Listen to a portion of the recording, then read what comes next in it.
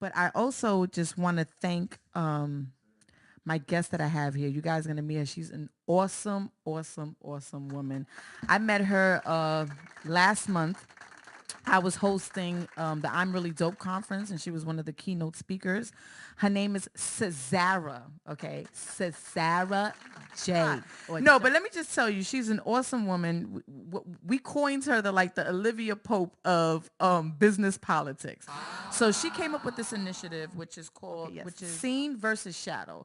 So we're gonna talk about, the business game, and I'm excited to talk about that today. She gave a great presentation at that I'm Really Dope conference. It's all about my guest. Hello. Yes, Cesara, people. Johnson.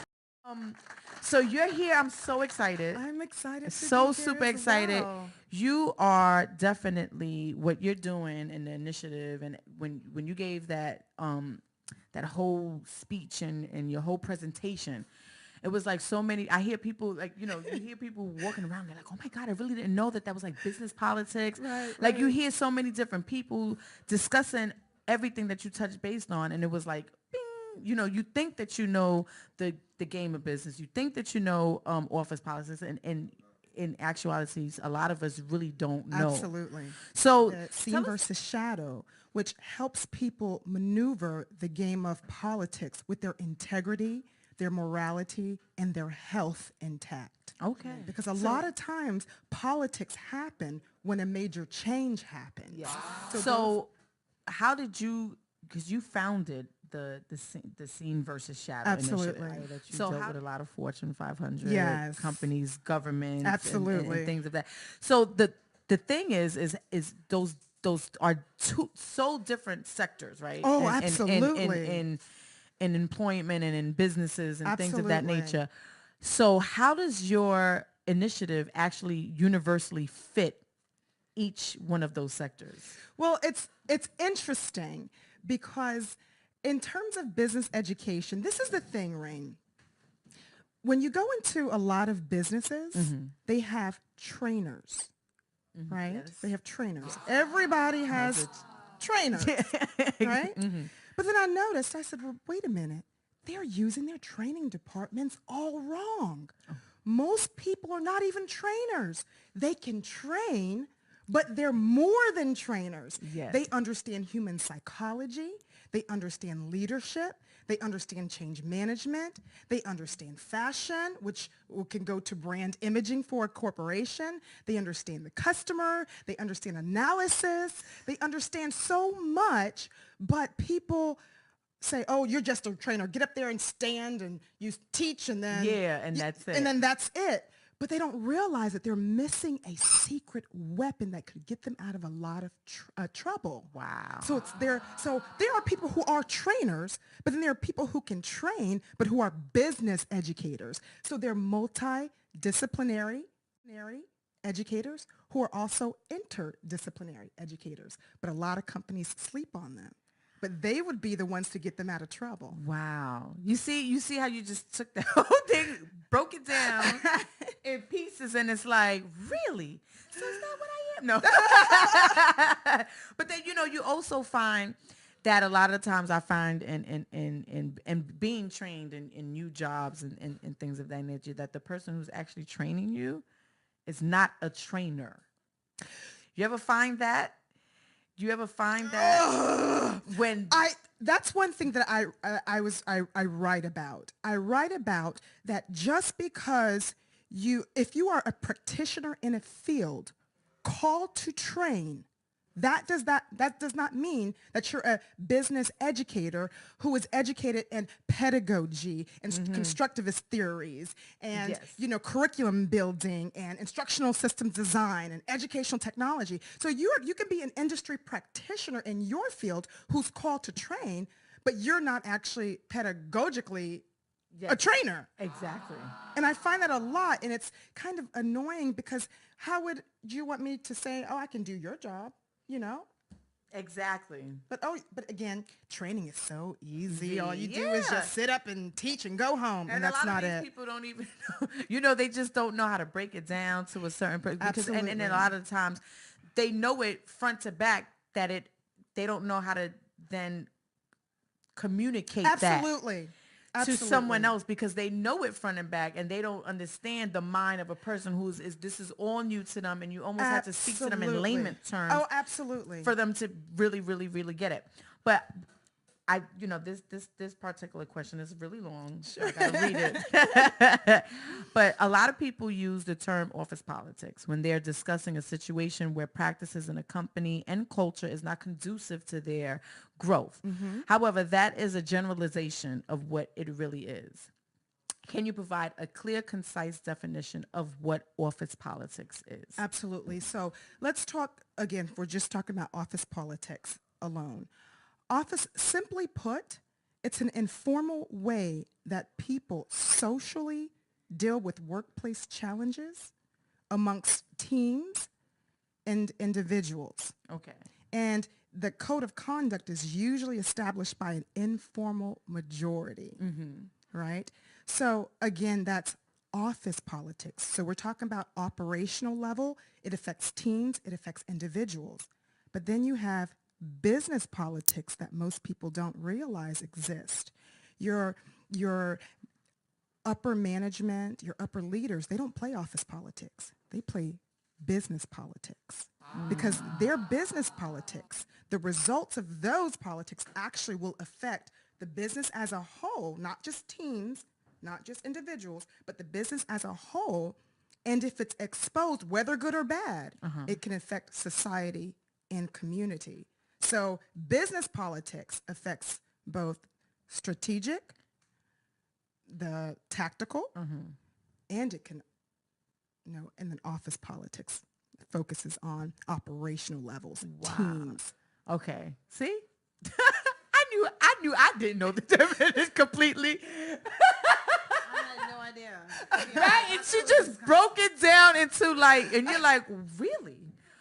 You almost to really find out what's going on. But most people don't realize that because No, it's you not don't. documented. Yeah. Because it, Is that the scene versus the exactly. shadow? Exactly, because why would they document something that could possibly get them in trouble? Now, we know that all politics is not necessarily evil or good. It's not necessarily wrong or right. When it becomes bad is when people get hurt and people are doing the shadow type of tactics. And that's Okay. why I say seen also is a business tactic.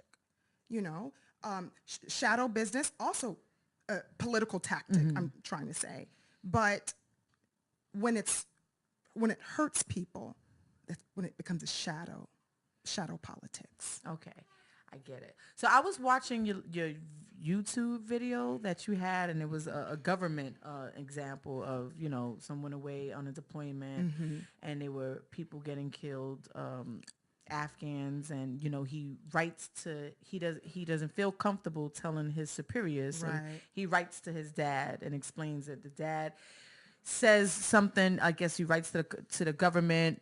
No investigation happens. A Right. few years later, something I don't know. A few years, months later, this particular person now is facing charges for another Afghan person being killed, and he's involved, but not involved. Like, can you explain that in like a business aspect? Like, if somebody sees something going on in the office and they don't necessarily feel comfortable with going to their superiors. So they actually say something to somebody who has nothing to do with their job, just, confiding in somebody. How do you work that for yourself? Because now this person is now facing charges, or a person could be facing termination, whatever the circumstances is. How does that work for them? It's very, very tough because one thing that I teach people is that, or educate people on, is that whenever an organization wants you to do something that is unethical, usually it's because even if, well, everybody's doing it. Everybody's doing, the team is doing, everybody's doing it. So you're like, well, maybe it's okay. Yeah, uh-huh. So, because everybody's doing it. Usually in shadow politics, you're doing that because whoever the character is who's playing that shadow, that if that informal majority who's Yeah. playing that politics, they want to have something on you just in case. just in case you need to be either collateral damage or just in case, you need to be the fall guy, just in In case. case. So you're that just in case You're the person. just in case. So everybody's doing it, yeah, but they're making sure because again, when we talk about politics, there's an informal majority that creates the code, right? So I get that. So now in the event that they actually want to blow the whistle on these people but are in fear of losing their job, there are like the Department of Labor, like I don't know, like is there somebody to back them? How does this work? Well, okay, so there's a couple of things. So one thing is that I recommend for people, don't ever do the shadow thing that you're being asked to do. Don't ever do it because it will bite you in the butt. It will. It is difficult when you're talking about like deployments, but it's difficult because even if you go to HR, a lot of times you'll have to actually go to an outside authority. Because if you go to, let's say, HR and you try to tell them, well, who's HR being paid by? Indeed. Right? That's what a lot of people Exactly.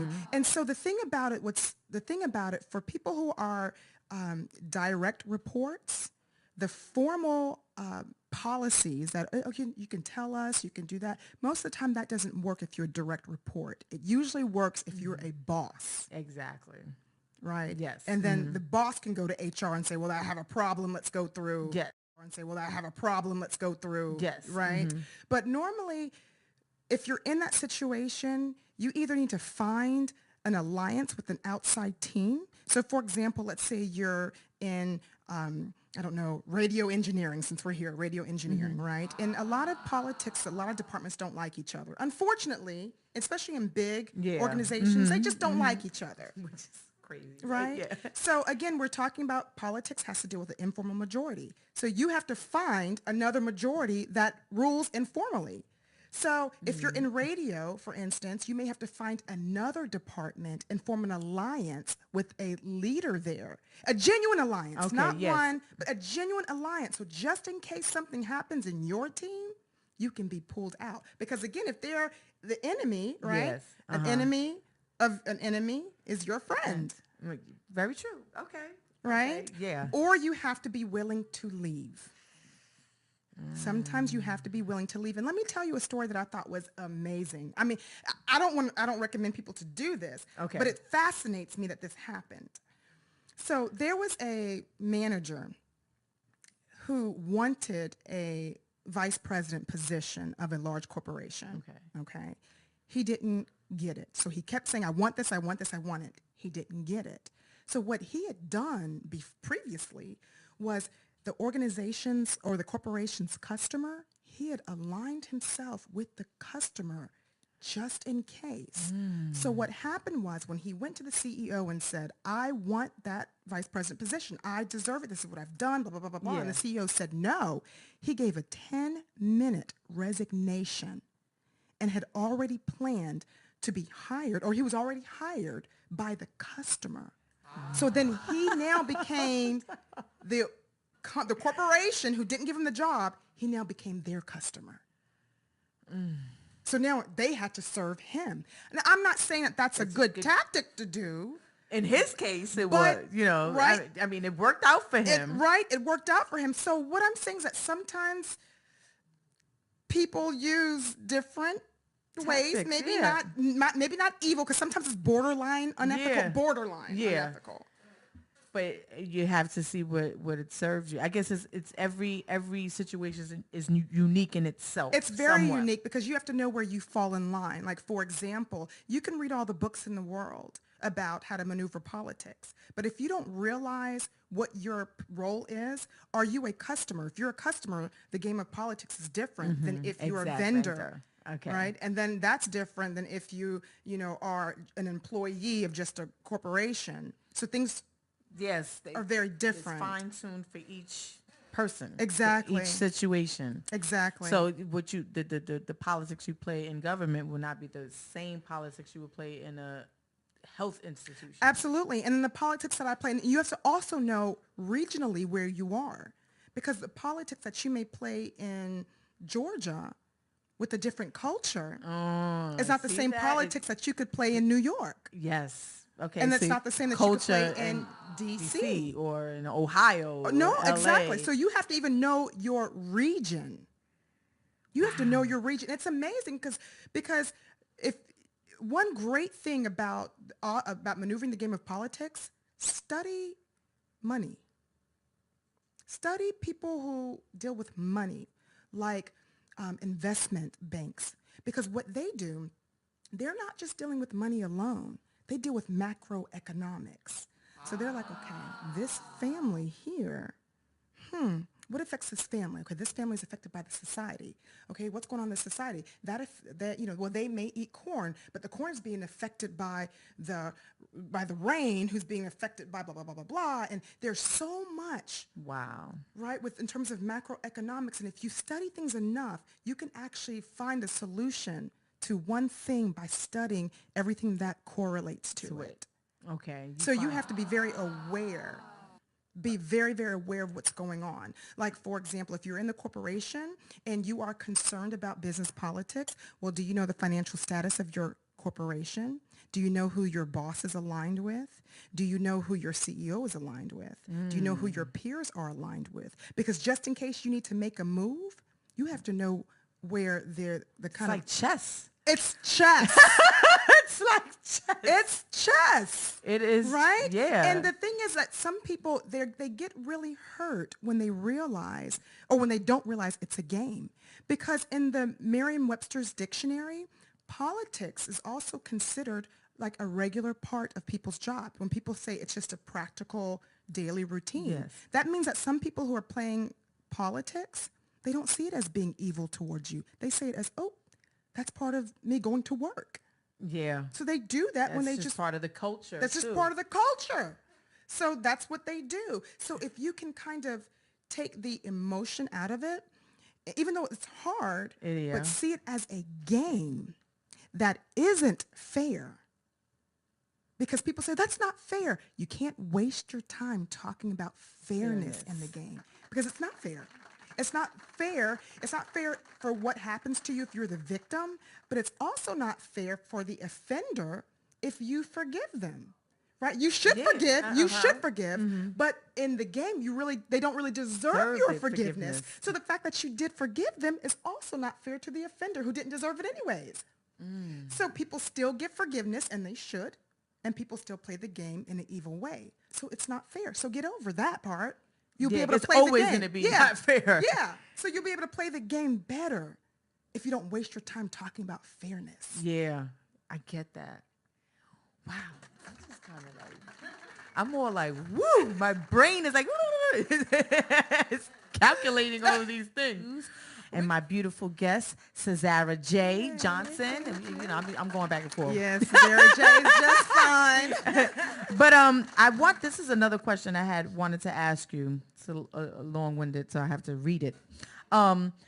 You started an initiative, Seen versus Shadow, to provide solutions to businesses and business professionals with the game of business and office politics. Can you explain how you make an assessment of what type of solution you recommend for your clients and how they implement that change? Yes. So first of all, in terms of assessments, it starts with talking, with letting them talk and tell me what's going on. Because for me, it's not my goal to choose sides. It's my goal to find out the whole entire picture. Okay. Because I don't know who's actually the person who's the offender or who's being offended unless I let you talk. So I let them just talk until their heart is content, Okay. And then based off of that, then what I start to do is I start to actually bring in the human factor. Because sometimes, for example, people may think that their boss is out to get them, but they don't realize that, again, their boss may be dealing with tactical goals, not operational goals at the moment. Mm-hmm. So it's not that they're out to get them. It may be that they're busy doing something that the operational team doesn't know about. Okay. So sometimes it's okay, understanding the human factor. Are you possibly just being kind of overly sensitive about it, or is it that something is really, really going on? Okay. So there's a lot of analysis that goes into it. I call it a needs analysis and also a performance analysis that I'll work with the person. So I Okay. want to know how they're performing and also what are their needs, but what's the needs of the organization? What have you been working on? What's the environment like, the culture like, things like that. So I'm a researcher and I get much into detail. Okay. Yeah. So what do you find your clients when they call you to come in and do an assessment? Usually what the are the issues usually the same, or when do they say that okay, we need Cesara J to come in Uh, and fix this issue? you know what? Okay, this is what's so weird. I don't I don't know when they do that because usually it's I'm always brought in the middle of a change. There's Okay. always a major change Change. happening, Okay.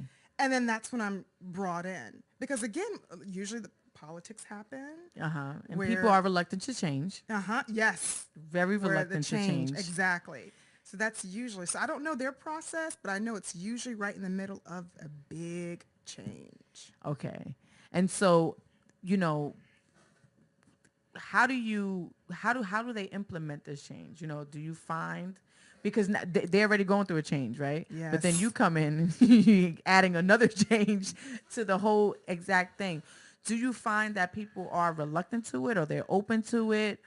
What do you find in different businesses and, you know, You know, the thing about Scene versus Shadow is that I did this because I wanted to start dealing with individuals a lot, but also showing, because what happens with a lot of the, not, I don't want to say a lot of the larger companies, but sometimes what happens is that they bring you in for what they think they want you for.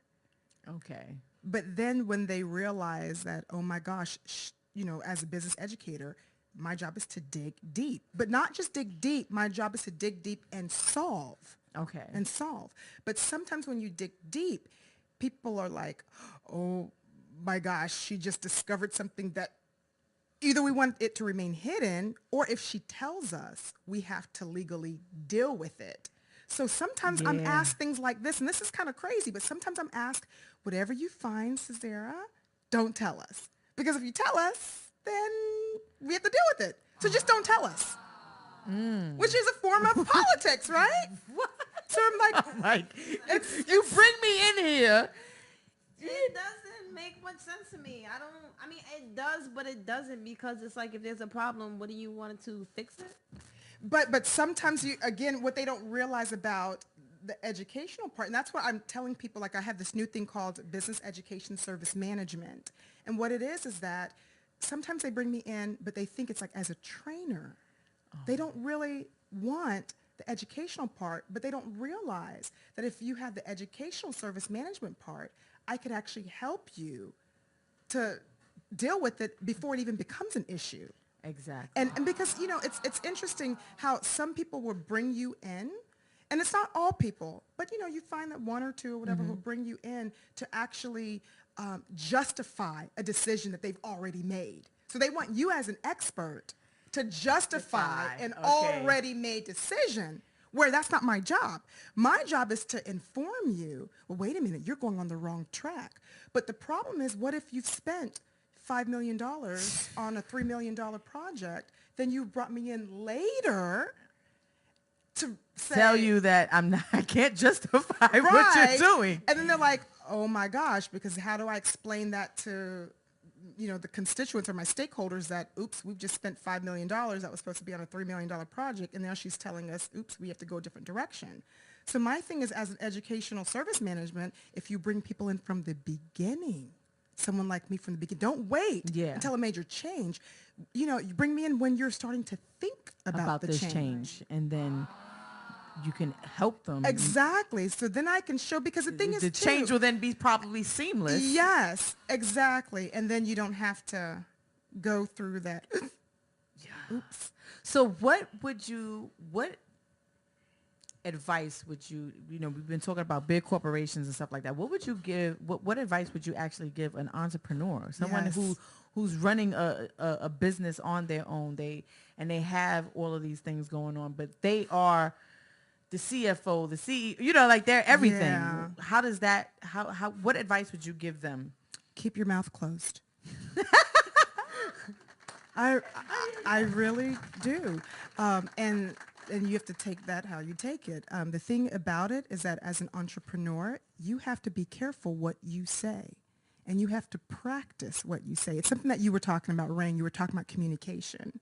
When it comes to being an entrepreneur or individual, communication is key. So you have to practice what you want people to know. And you have to be genuine about it. But other than that, you have to be careful what you tell people. People who are not your parents, people who are not your siblings.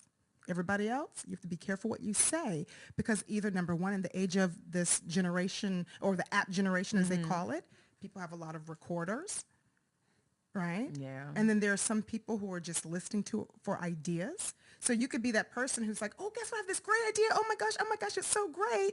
But because you were so free to talk about it in a restaurant or things like that, and you didn't have anything trademarked or patented or anything, then the next thing you know, someone has beat you to, the patent office. Yeah. And then, but you That was a spoke. confirmation for me. Thank you, Lord. Thank you, Jesus. And it's true. And then you also want to be careful what you say about people because let's say I leave here, Rain, and then I go. I think it's an empty building or whatever, and I start saying, well, Rain did this and Rain did that and Rain did that. You can never do that because there's always a birdie in the Always. crevices listening. Everywhere, right? Always. They're like, Always. Once you tell a person a secret, it's no longer a secret. Right? And if I hate when people be like, oh, I told her not to tell nobody. Or if you feel that you have to like, don't tell anybody. Then You don't should be say taking it. your own advice, Yes. right? You should be taking your own advice. It's true. So, I guess let me see. What was I had my mind. See, I'm not scripted sometimes, so my mind just comes up with all of these things. But in the event, let's say that you find yourself that you're an entrepreneur, right? But you have a team. You've hired a certain amount of people and whatever. But you find yourself, you find that the culture has shifted from what you necessarily want it to be. And how do you get that back? How do you get your culture? Because now there are all these other influences, right? Yeah. And then people then form their own alliances within your own company. Absolutely. So it's like, how do you rein them back in to for everything to fit back to the culture in which you want it? So you have to be very preventive. And what happens is that a lot of times people don't want to do like re-education because they're like, well, we have deadlines. We don't have the time. But in that term, and when you have those conditions, you have to make time to bring people back, to make it a value-based, re-educational. I don't care if you spend a day, the 8 hours a day saying, look, as a leader, these are value-based. Cheese-It Groove. I want this to be value-based, and everybody who's here, let's together work on what we consider our values. Okay. If you bring everybody in to say, what do you consider as values? You're putting that like on a whiteboard, and you work through that and say what everybody sees as values, then you can actually see that, oh, wow, what Rain thought was a value was different from what I thought as a value. Okay. And then here are the stated values of the company that I've created. And this is how we need to align. Okay. So you do that before there's a crisis because it's harder to deal with individuals than it is to deal with organization, right? Yeah. And organizational change.